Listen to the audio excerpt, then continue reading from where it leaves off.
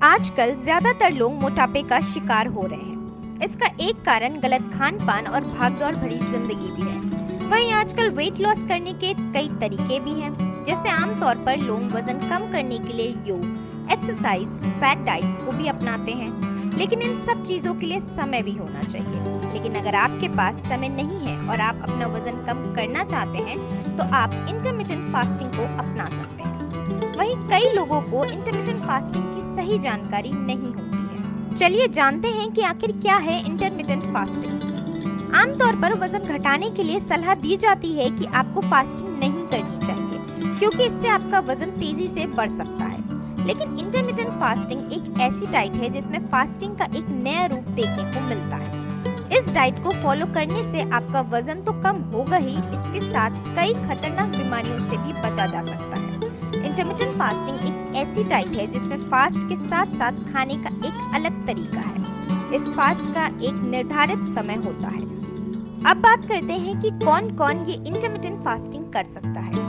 कुछ लोग वजन घटाने के लिए इंटरमिटेंट फास्टिंग करने की कोशिश करते हैं और अन्य लोग पुरानी बीमारियां जैसे कि irritable bowel syndrome, high cholesterol या आर्थराइटिस को दूर करने के लिए इस फास्टिंग का उपयोग करते हैं।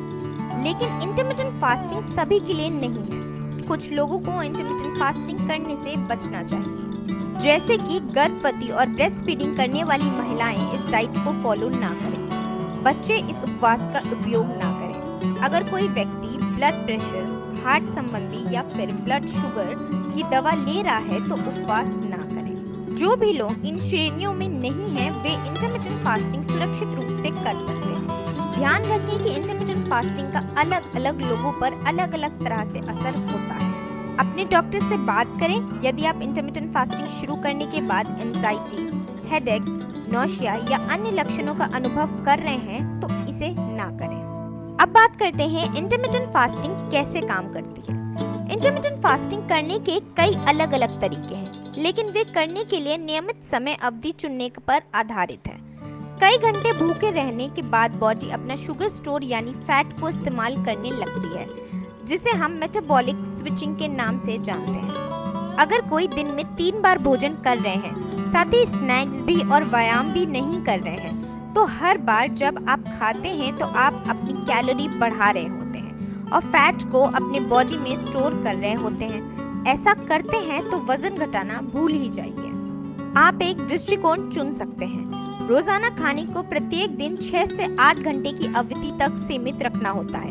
उदाहरण के लिए आप 16-8 उपवास का प्रयास करना चुन सकते हैं। 8 घंटे भोजन करना और 16 घंटे के लिए उपवास करना।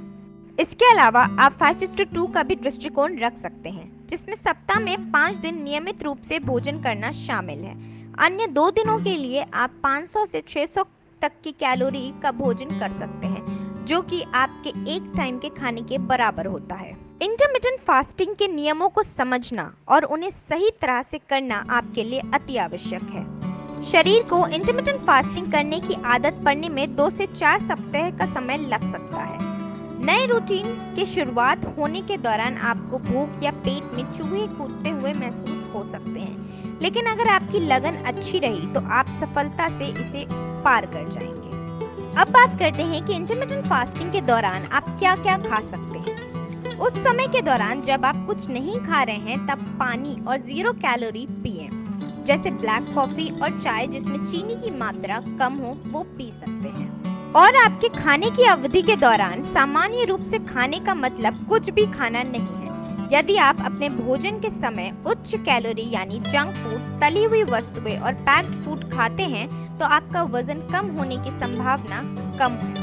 मैगी और एग्स या पैनकेक्स के बजाय नाश्ते के लिए ताजे फल के साथ ओटमील और फैट फ्री दूध का सेवन करें।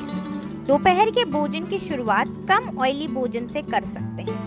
रात के खाने के बाद मिठाई के बजाय फल लें और अधिक से अधिक वाटर रिच डाइट यानी watermelon, strawberries, pineapple, oranges, broccoli, cucumber जैसी चीजों का सेवन करें।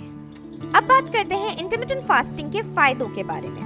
रिसर्च से पता चलता है कि इंटरमिटेंट फास्टिंग फैट बर्न ज्यादा करती है। इंटरमिटेंट फास्टिंग के प्रत्येक लाभों में से कुछ लाभ हैं कि ये आपकी याददाश्त को तेजी से बढ़ाने में मुख्य भूमिका निभाता है।